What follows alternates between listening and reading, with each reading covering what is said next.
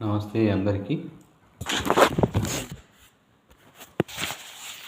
మోహన్ వారి కార్తీక పురాణము 21వ అధ్యాయము పురంజయాపజయము. ఇట్లు యుద్ధమునకు పురంజయుని చూచి యుద్ధ ప్రవీణులైన ఆ రాజులు కోపరక్షాక్షులై శస్త్రములతోనూ అస్త్రములతోనూ బాణములతోనూ వాడి అయిన గుదియలతోనూ ఇనుపకట్ల లాఠీ కర్రలతోనూ హస్తాయుధులైన గుదియలతోనూ కత్తులతోనూ భల్లాతకములతోనూ పట్టసములతోనూ రోకళ్లతోనూ శూలములతోనూ తోమరములతోనూ కుంభాయుధములతోనూ గొడ్డలతోనూ కర్రలతోనూ ఆయుధముల విక్షేపములతోనూ యుద్ధము చేసి గుర్రపు రౌతులు ఏనుగులతోడను రతికులు కాల్భంటులతో కాల్భంటులు శూరులతో శూరులను ఆయుధములతో యుద్ధమును భటుల న్యోన్యము క్రూర వాక్యములను పలుకుచూ చేసి ఓ అగస్త్య మునీంద్ర,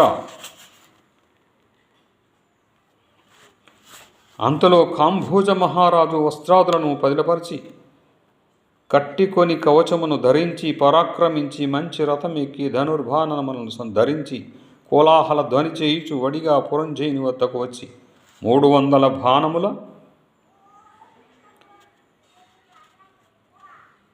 వేశాను. ఆ బాణములు పోయి పురంజయుని ఛత్రమును ధ్వజమును రథమును నవి. తర్వాత కాంభోజుడు కొన్ని బాణములతో పురంజయుని కొట్టి 5 బాణములతో పురంజయుని రథం యొక్క త్వరగమలను చంపాను. తర్వాత పురంజయుడు కోపించి ఇంద్రుని వలె విక్రమించి భుజాస్ఫాలనము చేసి నారి బిగించి బ్రహ్మమంత్రములతో 10 బాణములను ప్రయోగించి కాంభోజుని హృదయమందు కొట్టెను. పురంజయుని బాహుబలము చేత వేయబడిన ఆ బాణములు సర్పముల వలె పోయి కాంభోజ రాజు హృదయమును భేదించి నెత్తురును త్రాగి తృప్తులై భటుల వద్దకు పోవుటకు ఇష్టపడలేదు. సరిగా రొమ్ములో గుచ్చుకున్న బాణములను కాంభోజుడు హస్తముతో లాగి ఆ బాణములనే ధనస్సునందు గూర్చి పురంజయునితో ఇట్లానే, క్షత్రియ వినుము, నీచే వేయబడిన బాణములను తిరిగి నీకే ఇచ్చేదను. నేను పరుల సొమ్మ నందాసక్తి కలవాడను కాను. ఇట్లు పలికి కాంభోజుడు బాణములను విడువగా అవి వచ్చి పురంజయుని సారథిని ఛత్రమును వాని ధనస్సును తుంచినవి. పురంజయుడు మరి ఒక ధనస్సును గ్రహించి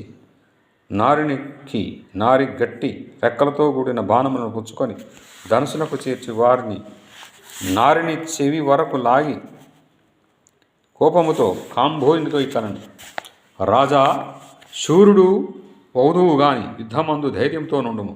నా చేత కొట్టబడిన బాణములనే తిరిగి నాకు ఇచ్చినావు. నీ వంటి నీచులకు ప్రతిదాన విధి తెలియనా? నేనిప్పుడు నీకు వేరు బాణములను 20 ఇచ్చుచున్నాను. ఇట్లు పలికి పురంజయుడు బాణములను విడిచాను. ఆ బాణములు గురిగా కాంభోజుని కవచమును దృంచి వక్షస్థలమును భేదించి దూరము పోయినది. అప్పుడు భయంకరమైన యుద్ధము జరిగింది. సైనికులు అన్యోన్య శరాఘాతముల చేత భుజములు తెగి బాహువులూడి పాదములు మొండెములై మెడలు విరిగి భూమి యందు పడినవి. అన్యోన్య శరాఘాతముల చేత ఏనుగులు తొండములు తెగినవి, గుర్రముల తోకలు తెగినవి, కాల్భంటులు హతులైరి, రథములు చక్రములతో సహా చూర్ణములాయను. కొందరు తొడలు తెగి నేలపడిరి, కొందరు కంఠములు తెగి కూలిరి.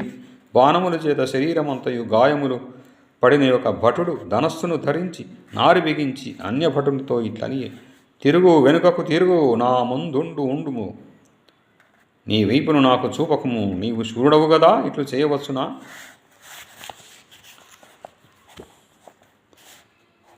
ఓ ముని, ఇట్టి నిష్ఠురములకు మాటలను విని ప్రతి భటుడు ధనుర్బాణములు ధరించి ధనువు టంకారధ్వని చేయుచు సింహగర్జనములను చేయుచు బహునేర్పుగా బాణములను ప్రతి భటుని మీద ప్రయోగించెను.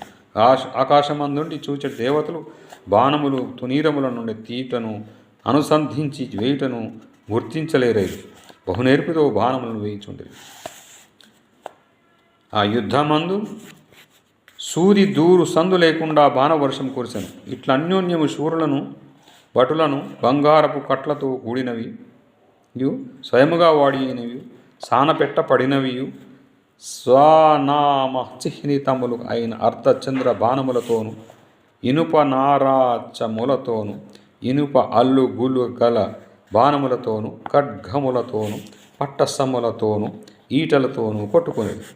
గుర్రపు రౌతులు కొందరిని చంపిరి, గుర్రపు రౌతులను ఏనుగు బంట్లు చంపిరి, రతికులు కాలభంటను చంపిరి, కాలభంట్లు రతికులను చంపిరి. ఇట్లు తోడలు, భుజములు, శిరస్సులు, అంగములు తెగి హతులై చచ్చిరి. అచ్చట నెత్తురుతో ఒక నది ప్రవహించెను. ఆకాశమందు మేఘఛాదితలైన అప్సరస స్త్రీలు లావైన కుశములతో ఒప్పుచుండి వచ్చి చూచి వీడు నావాడని పలుకుచుండగా, శూరహతులైన శూరులు యుద్ధమందు మృతునంది దివ్యాంబరధారులై విమానములెక్కి దేవతలు సేవించుచుండగా, స్వర్గమునకు పోయి దేవస్త్రీ సంభోగాది సుఖములకై పాటుపడుచుండిరి. యుద్ధమందు హతులైన వారు సూర్యమండలమును భేదించుకొని దేవస్త్రీలతో కూడుకొని గంధర్వాప్సరసల చేత కొనియాడబడును, స్వర్గమునకు పోవుదురు. కాంభోజుడు మొదలగు రణకోవిదులైన శూరుల చేతను, ఇతర రాజుల చేతను, సుభటుల చేతను చాలా భయంకరమైన యుద్ధమునకు అందరికీ ఒళ్ళు గగుర్పడిచినది. ఇటు యుద్ధమందు పురంజయుడు ఓడిపోయి సపరివారంగా సాయంకాలమందు పట్టణమున ప్రవేశించను. రాజులను యుద్ధభూమిని వదిలి కొంచెము దూరములో డేరాలు వేయించి వాటి అందుండిరి.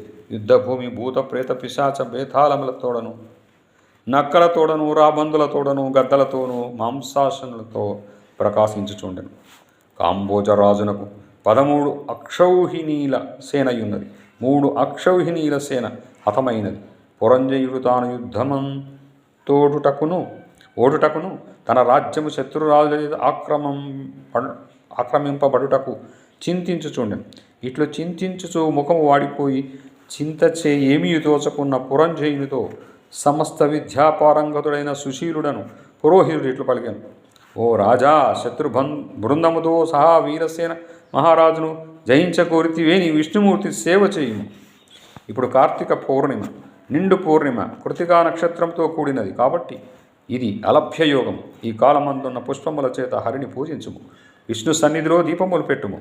హరిమందు గోవింద, నారాయణ మొదలైన నామములను పాడుచు నాట్యములు చేయుము. సుశీలుడు ఇట్లు చెప్పెను. కార్తీక వ్రతం ఆచరించితివేని హరి తన భక్తులను ఆపత్తులు లేక రక్షించుట కొరకు తన 1000 అరలు గల విష్ణుచక్రము పంపును. కార్తీక మాసమందు చేసిన పుణ్య మహిమను చెప్పుటకెవ్వని తరమవును. నీ అధర్మవర్తనము వలన అపజయము కలిగింది. ఇక ముందు సద్ధర్మపరుడవు గమ్ము. అట్లయిన కొనియాడదగిన వాడ వగుదువు. ఓ రాజా, కార్తీక వ్రతం ఆచరింపుము.